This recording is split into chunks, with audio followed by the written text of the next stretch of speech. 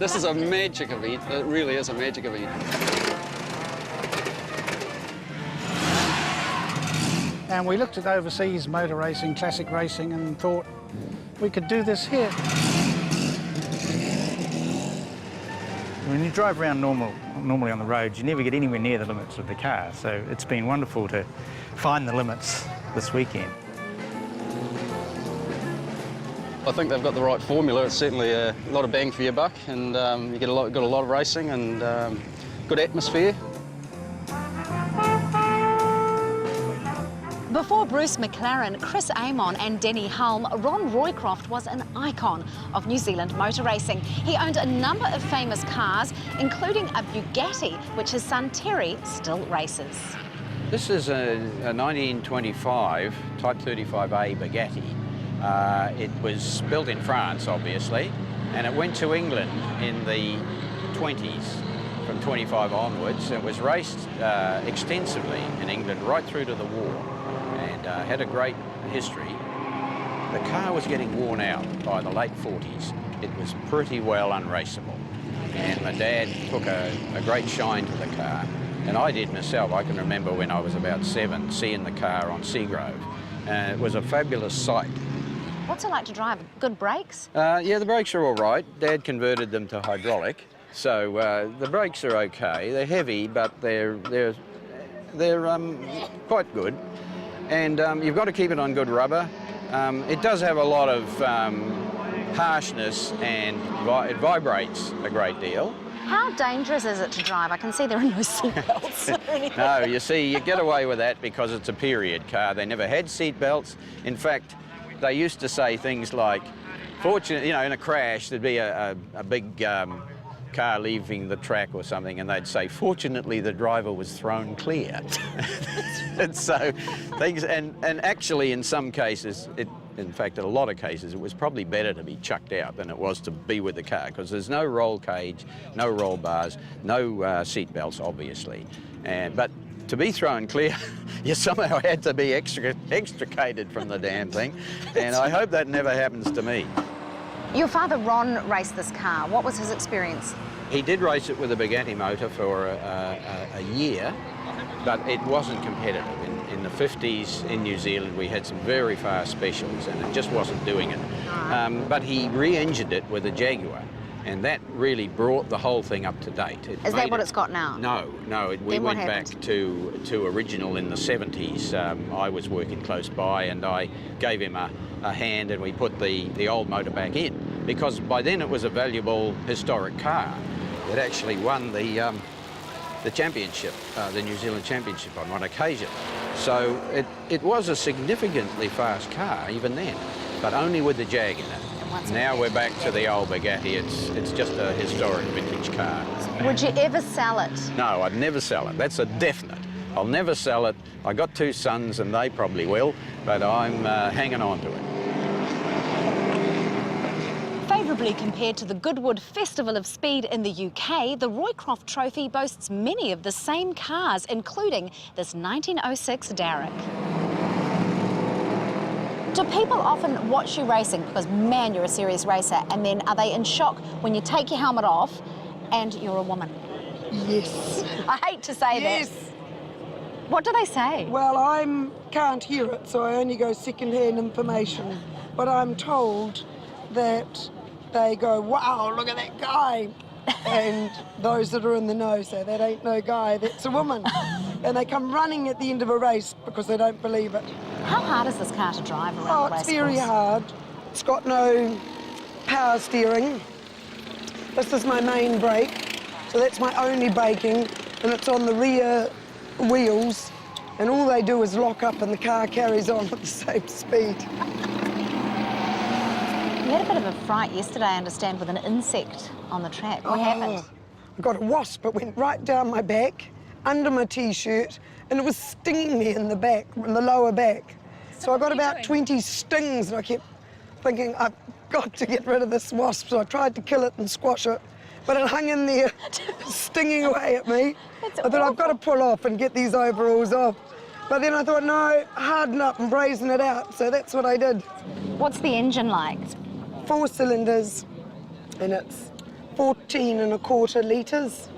Well, I haven't got a speedo, but at Phillip Island in Australia, I was racing over there, and an Austin Healy, I think it was, said he was doing 107 miles an hour down the main straight, and I romped past him. So one would say maybe 110. That's quite incredible. I mean, it's probably can go faster. It's probably the driver that can't go any faster. Stop it. How scary is it to drive? Are you nervous? At top speeds, it's fairly scary. It is. I mean, there's no protection. No, there's none. The wheels flap a bit, and the steering wheel flaps a bit, and I flap a bit. Any accidents? Any scary moments? No. I nearly lost it out there yesterday, but I gathered it up and carried on. It was about the start of the bee sting incident. I was going to say the blasted bubbles. Well, good luck today. Thank you. Out there. It's just a beautiful car, and you're a real inspiration. It's great to see you out there racing.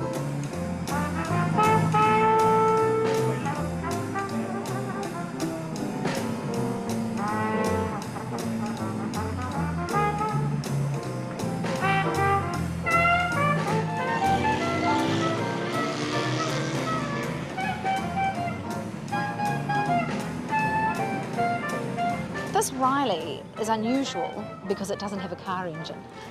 Is that correct? It's a true New Zealand built special, and the car looks very similar to a little Riley you could buy, and it was called a Brooklands model, and I always wanted a Brooklands, and so I started building a special and along the lines of the Brooklands, but I since rebuilt an old Tiger Moth, and I had enough bits left over from that, and I was looking at the engine, I'm thinking, gosh, that could fit in there. Now, does it mean it flies, literally? Well, look, this is the first time I've had it on the track, and it's been fantastic. I've been hugely privileged to be able to drive it against the Alfa Romeo, Yes. which is the ultimate vintage sports car. Why is it the ultimate vintage sports car? It's just got every possible thing you could ever want in a vintage sports car, and it does the business. And So you're trailing it, Oh, well, look. unfortunately. and Peter's a wonderful driver. I feel like I've had the best seat in the house watching the Alfa. But what are the limits of this car? Like, what have you learned being on the track with this car? Well, I've learned that brakes are almost more important than go-ness because I've run out of brakes. And I've Seems just to got, be a common theme I've this got- weekend, which concerns me. I've got standard Riley 9 brakes on it, and they're absolutely superb for road use. But once you start pushing it, we're doing 100 mile an hour down the back straight and having to stop in 100 metres. So how do you do it? Well, you just hang on and ride it out. How dangerous is it, quite seriously? Well, look, I suppose it's slow motion compared with a lot of racing cars, but my own limitations. And it is a fast vintage car with very little rubber on the road, and it really goes well. So do you think you might catch up to the Alfa Romeo Well, look, in the next race? I've had some good dices with him, and it has been the odd point where I've felt I could almost get him, but he's cunningly pushed me aside onto the grass, or it's just been wonderful to be that close to it, really. Oh, well, we'll look forward to a big fight this afternoon. So this has been called by your competitor the ultimate racing machine. What makes this Alfa Romeo so special? Well, this is a specialist car, and it's probably one of the most exotic vintage cars in New Zealand in terms of its engineering. It's compared to Rob's car, it's a highly tuned, very small capacity, only 2.6 litres, straight 8 cylinders. It's supercharged, built by the Italians, of course.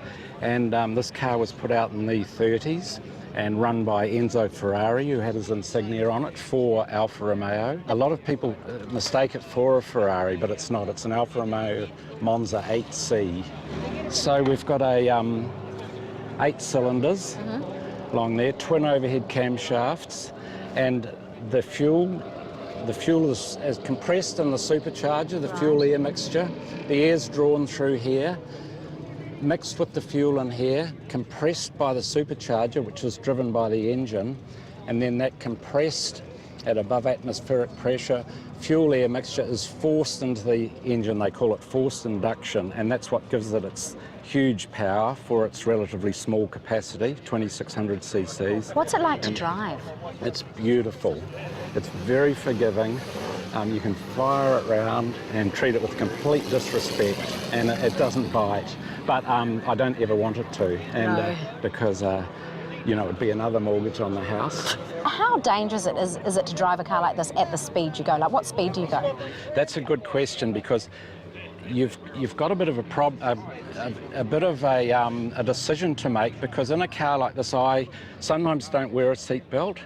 These are the belts. They're very wide and good for what they are, but they'll only really hold your trousers up if you hit something. You've got no head protection. No. So the quandary you've got is, if you wear them and the car rolls, you're going to roll with it, and that's not a good scenario. So for me, I'd rather get flung clear of the Yes. car in the God forbid, unlikely event of that happening.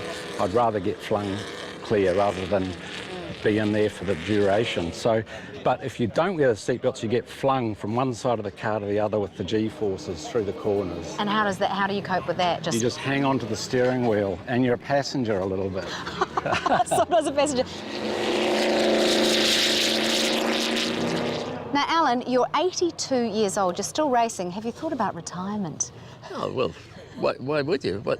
Sit at home and listen to talkback. Have you had to change the way you race it all over the years as you've gotten a bit older? I don't do my left-hand seatbelt up so tight because of a pacemaker, but apart from that, I'm right. You're joking, I assume, or you No, really have no. got a pacemaker? Yes, yeah, My that goodness. works good. What do Yeah. your doctors say about you racing? I haven't told him.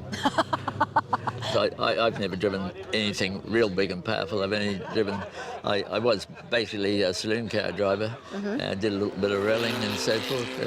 Picked up a New Zealand Championship in '75 with a saloon car, and I went to Pikes Peak with Rod Milne and did that 3 times. So, David, you have a bit of a story about Top Gear before it was rich and famous.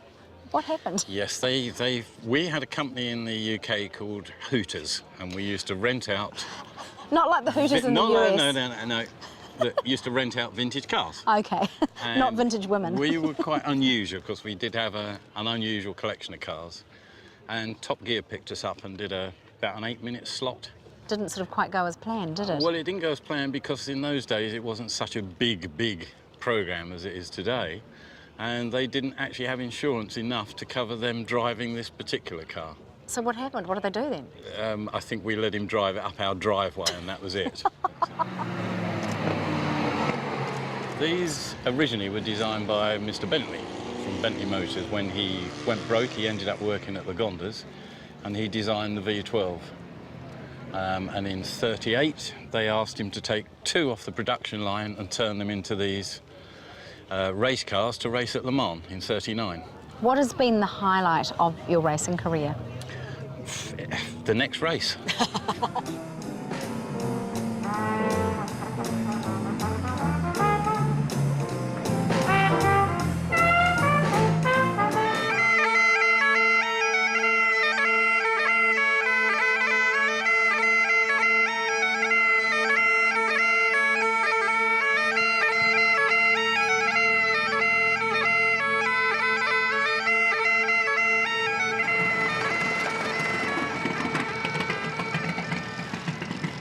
Guest of honour this year is a 1931 Austin 7 nicknamed Rubber Duck, famed for being the first 750cc engine to hit 100 miles per hour in the UK. Why is it called the Rubber Duck or Dutch Clog? Well, traditionally in the UK, the place that it raced at was Brooklands, which was a big concrete sort of banked oval. It was very rough. Yes. And I think they were a handful, so they were sort of like a rubber duck, you know, bobbing on water. And the Dutch Clog is because of the appearance of it. It looks a little bit like the Dutch Clog. Well, it's a 754 cylinder, highly supercharged, side valve. It's about something 70 plus horsepower. It's capable of about 115 mile an hour. How fast have you personally driven it? About 115, well, as fast as it'll go, basically. And what was that experience like? A bit frightening when the corner comes up, so... How do you handle the corners? Has it got brakes? Because a lot of the cars today don't have any brakes. It's got small brakes, but it's okay. But it's a very lively little car. It's hard work. I've only rolled it once. What happened then? Did you hurt yourself? Yes, it wasn't a pleasant experience lying upside down in the English countryside. You've taken this car all around the world. What are some of the highlights? Look, probably the biggest highlight was competing at the Goodwood Festival of Speed in 2005. I was a bit sore because I had a broken collarbone at the time and I was under instructions to be sensible. So you decided to race in Goodwood? Yes, I did. And like, it was brilliant, and you know, it's the smallest non-motorcycle engine car that's raced there, and Lord March, who runs the Goodwood event, his grandfather actually raced this particular car. There's also a history, of course, with this event, the Roycroft Trophy, because the Roycrofts own this. Look, there were two famous drivers in New Zealand. There was George Smith pre-war, big man. They cut the sides down. I don't know how he fitted into the car, in all honesty. Like, they had the sides cut right down here. He was a lot broader than me. And then post-war, in 48, 49, 50, Ron Roycroft drove it, who, you know, in that period from 1950 to 1960 was probably New Zealand's most successful motor racing driver, and he was a little fella, and he was very successful in several events in it. Well, have a good time out there today. Be safe. Don't want any more rolling. No, I've grown up.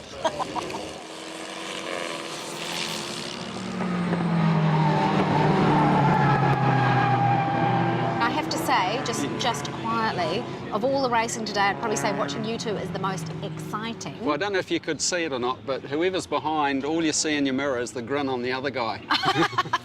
It's just so much fun. I was erroneously said the Jaguars, but they're bucklers. They're bucklers. What are bucklers? Made in Reading in the 50s through the early 60s, and then I think the company went through. They were made under licence in New Zealand, so I think New Zealand has, apart from the UK, has the highest surviving population. It's a Sunbeam Rapier motor, right? 1600 cc's. So what Mum and Dad drove in the 50s and 60s, and but you can do quite a lot with them, and they're a robust old engine, and Craig's, as he'll tell you, has got a more sophisticated motor, but it's less capacity, so they're very even. You know, I've got some advantages, he's got some. So how much is it in the driving? I think we're pretty neck and neck. We take risks, but not at the price of, you know, at least I've got another car to drive home, and that's Craig's drive home car, so he's probably got a bit more invested than me. How fast do these go? Wouldn't have a clue. What is this? Do you guys not have speedos? No, I just drive as hard as I can. Craig might have a better idea, but I'd imagine we're 110, 120 mile an hour, something like that. I wouldn't. He'd have a better idea than me. I just drive. My speedo doesn't work. I don't really want to know. No, it's probably better you don't know. Yeah. You're probably better. So one more race. One more race. We start at the back this time, so that's going to be interesting because it's usually what makes a huge difference, as it did in that last race for me, is getting through the back markers. So if you lap them and you're coming through, if you've got a nice clean line, you can get a bit of a break, and that's exactly what happened to me. Otherwise, Craig would have been right on my tail at the finish.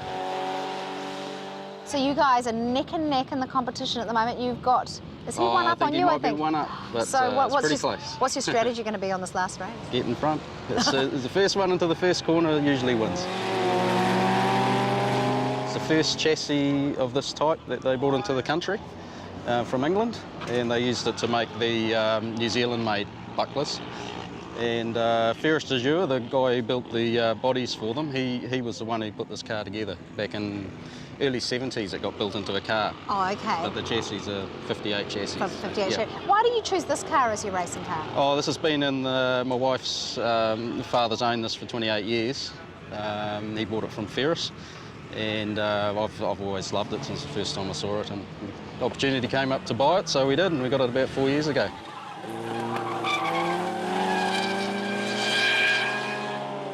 With all due respect, possibly not the fastest in the No. Well, this is my road car, and of course it's a Morris Minor in drag, really. Morris Minor motor, Austin A30 suspension. A lot of fun, but as usual, there are no brakes today, and we're driving around in top gear. But how do you drive when you have got the really fast bucklers coming in? How do you drive? Well, you drive with one eye on the mirror and waving them past, and it's Half the pleasure of this thing is waiting for them to lap you, and then you can really see how quickly these guys are going from behind. And I can go around corners as quick, I just can't go down the straights quite as fast. Classic car racing is probably the most affordable branch of motorsport in New Zealand because we're running under the Vintage Car Club rules. You can probably go out there and get a competitive car for 10 grand. Some of these cars, well, not this car, but some of the cars here are legendary cars. I mean, they're famous motor cars, and there's some, as you know, famous legendary people driving them. We're here for the fun of it, as you can see, and people who win today are competing for chocolate fish, and or maybe even 2 chocolate fish. So, although you can see there's a glint in the eyes of some of them, and they take it seriously, but basically, it's 2 days of fun.